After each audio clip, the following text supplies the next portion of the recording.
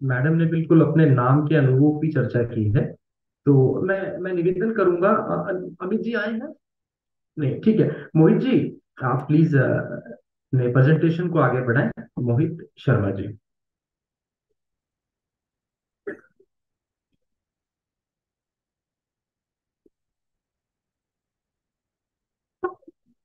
सभी गुरुजनों और सभी गुरुजनों को मेरा सादर प्रणाम और सभी सहपाठियों को मेरा स्नेह। मैं आज षोडशोत्तरी दशा जो कि एक कंडीशनल दशा है उस पे ही रिसर्च पेश करूंगा, जैसे हमारे दोस्तों ने बताया, मेरे से आने वाले पहले दोस्तों ने, कि ये एक कंडीशनल दशा है और इसकी कंडीशंस क्या है इस दशा के लिए, कि कृष्ण पक्ष का जन्म हो और मून की होरा हो, और शुक्ल पक्ष का जन्म हो और सन की होरा हो। ये बेसिक कंडीशन है और इसी को लेके हम आगे बढ़ते हैं। मेरा जो पहला चार्ट है वो है, डेट ऑफ बर्थ है 12/11/1979, 12/11/1979, 34 नंबर पेज। इस पे पहला इवेंट है birth of a younger brother, जो कि विंशोत्तरी दशा थी, केतु मून राहु। अगर आप देखेंगे Ketu moon Rahu, Ketu placed in third house, moon expecting third house, Rahu के राहु केतु के एक्सेस में थर्ड हाउस इटसेल्फ है। तो यही कंडीशंस D7 में भी प्रूव हो रही है। अगर हम इसको षोडशोत्तरी से देखते हैं तो जुपिटर सैटर्न मार्स की दशा थी। Jupiter again aspecting the third house, Saturn that is third lord, Mars that is Karka or siblings aspecting third house। तो ये कंडीशंस भी यहाँ पे फुलफिल होती है कि षोडशोत्तरी एक ऐसा व्यू देती है जिससे कि हमें सपोर्ट मिल जाती है विमशोत्तरी से उसको क्लैरिफाई करने की, कि विमशोत्तरी अगर कहीं ना कहीं लैग करती है या पार्ट इवेंट दिखाती है, पार्शियल इवेंट दिखाती है, तो षोडशोत्तरी से वो कंफर्म हो जाता है। एक सेकंड इवेंट है, इसको हम D3 पे भी कंफर्म कर सकते हैं, अगर भैया D3 भी लगा दे तो लगा रहा हूँ। षोडशोत्तरी का।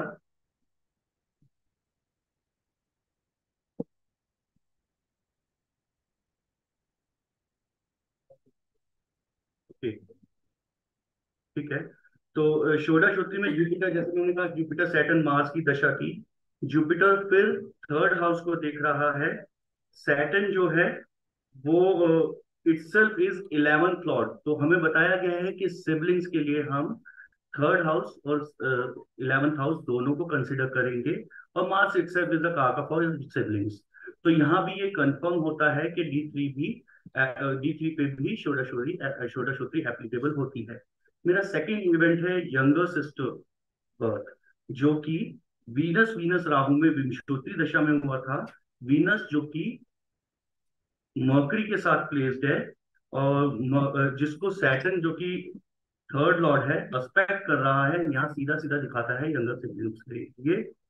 और जो राहु है वो थर्ड हाउस राहु के तो एक्सेस में है ही, ये भी क्लियरली दिखाता है। षोडशोत्तरी में जुपिटर वीनस जुपिटर की दशा है, Jupiter again expecting the second house, और Venus again expected by third lord Saturn.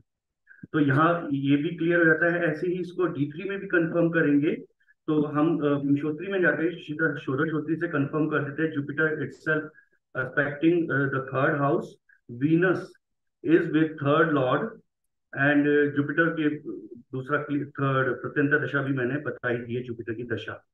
तो ये फर्स्ट जो चार्ट है, इसके सारे इवेंट्स षोडशोत्तरी से भी प्रूव होते हैं। अब मेरा जो सेकंड चार्ट है वो 35 नंबर पेज पे है, आप इसको देख लीजिए। फर्स्ट इवेंट है, इस व्यक्ति को यंग एज में ट्यूबरक्लोसिस हुआ था, जिसकी जिसका जो प्रॉमिस और कंडीशन दी हुई है जातक तत्व में, कि अगर वीनस लग्ना लॉर्ड के साथ किसी भी त्रिक भाव में होता है। एक पहली कंडीशन ये है। दूसरी कंडीशन क्या है, कि कारकांश लग्न से अगर फोर्थ हाउस और ट्वेल्थ हाउस को रिस्पेक्टिवली मार्स या राहु के तो एक्सेस में आते हैं, second condition. Third condition, mercury इन कैंसर, अगर मर्करी कैंसर में होता है तो भी ये कंडीशन बनती है। फोर्थ कंडीशन, जो कि बताया गया, लग्न को सैटर्न या फिर मार्स देखते हो, तो आप देखेंगे D1 में लग्न को मार्स देख रहा है और D9 में लग्न को सैटर्न देख रहा है। तो ये कंडीशंस भी फुलफिल होती हैं, जो प्रॉमिस जो हमारे क्लासिक्स में मेंशन है, ये इस चार्ट पे पूरी तरह से दिखता है। अब जो दशा चल रही थी उस वक्त जब इनको ट्यूबरक्लोसिस हुआ, वो थी राहु वीनस मर्करी। राहु, जो कि इटसेल्फ इज अ मैलेफिक और प्लेस्ड इन नाइन्थ हाउस, मगर ये क्लियर कट नहीं दिखाता विंशोत्तरी से कि इसको राहु की दशा में ही, अगर सिर्फ हम महादशा ही देखें तो क्लियर कट नहीं दिखाता कि राहु की दशा में ही इसको ट्यूबरक्लोसिस होगा। अंतरदशा प्रत्यंतर दशा दोनों ही मैच करती हैं, मगर षोडशोत्री में जो दशा थी वो थी जुपिटर जुपिटर वीनस, जो कि क्लासिक प्रिंसिपल को प्रूव करती है कि लग्ना लॉर्ड त्रिक हाउस में बैठ के वीनस के साथ प्लेस्ड है। ये श्योर शॉर्ट ट्यूबरक्लोसिस का केस दिखाता है। ऐसे ही सेकंड इवेंट जो है, आप इसको D30 पे भी प्रूव कर सकते हैं, D9 पे भी प्रूव हो जाएगा। मैं D30 पे भी बता देता हूँ अगर आप कहें तो जुपिटर जुपिटर वीनस सिर्फ षोडशोत्री को ही ले लेते हैं। जुपिटर सिक्स लॉर्ड है और वीनस जो है वो एट लॉर्ड है, placed in second house expecting the eighth house. तो ये भी यहाँ भी ये प्रूव होता है कि इसको प्रॉब्लम रहेगी।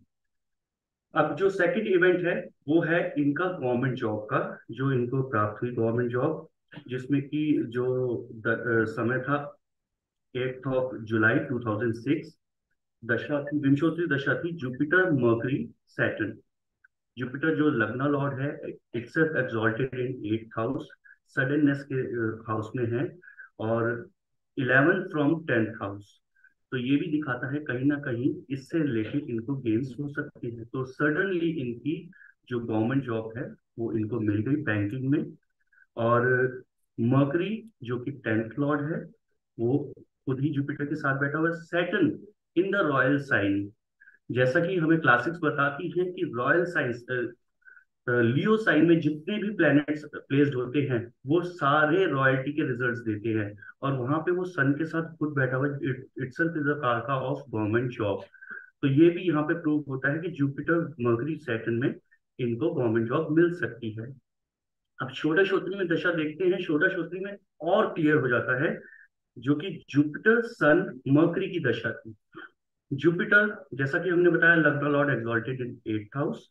सन इटसेल्फ इज अ कारका और भाग्य का स्वामी है, भाग्य के स्थान में ही बैठा हुआ है। Mercury again 10th Lord sitting with exalted Jupiter, जो कि लग्ना लॉर्ड है। तो ये दोनों ही इवेंट यहाँ से प्रूव होते हैं। इसको अगर D10 में भी देखेंगे तो जुपिटर, अगर मैं सिर्फ षोडशोत्री को कंफर्म कर देता हूँ यहाँ पे, क्योंकि विंशोत्तरी सीधी डायरेक्टली कंफर्म हो रही है यहाँ पे। जुपिटर सीधा सीधा 10th हाउस को देख रहा है, और सन इटसेल्फ इज अ कारका again sitting in 12th house. तो ये दिखाता है कि कहीं ना कहीं कोई इन्वॉल्वमेंट है कि बाहर जब इनकी गवर्नमेंट जॉब लगेगी तो इनका ट्रांसफर बाहर हो सकता है, और यही हुआ जब इनको गवर्नमेंट जॉब मिली। इनको दिल्ली से दूर जाके गवर्नमेंट जॉब प्राप्त हुई। और जो कि अंतरदशा है mercury, mercury again 10th Lord है, तो इनको इसके भी रिजल्ट डिविजनल चार्ट से बिल्कुल क्लियरली दिखते हैं। तो षोडशोत्री ने पूरा यहाँ पे भी क्लियर किया और पूरी तरीके से विंशोत्तरी को सपोर्ट किया। अब एक मेरा थर्ड चार्ट है जो कि 36 नंबर पेज पे है, आप देखेंगे। ओके, ठीक है।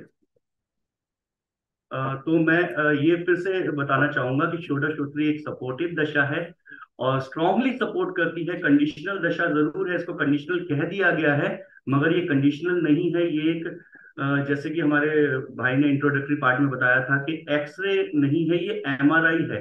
विंशोत्तरी एक्सरे की तरह काम करती है, और ये MRI की तरह पूरी पिक्चर क्लियर कर देती है। तो अगर हम विंशोत्तरी के साथ इस षोडशोत्री की दशा को लेके चलेंगे, अगर ये लगती है, तो डेफिनेटली हमें प्रिसाइज रिजल्ट्स मिलेंगे, और हम लोग प्रिडिक्शन में भी साउंड प्रिडिक्शन करेंगे आगे भी। Thank you. Thank you.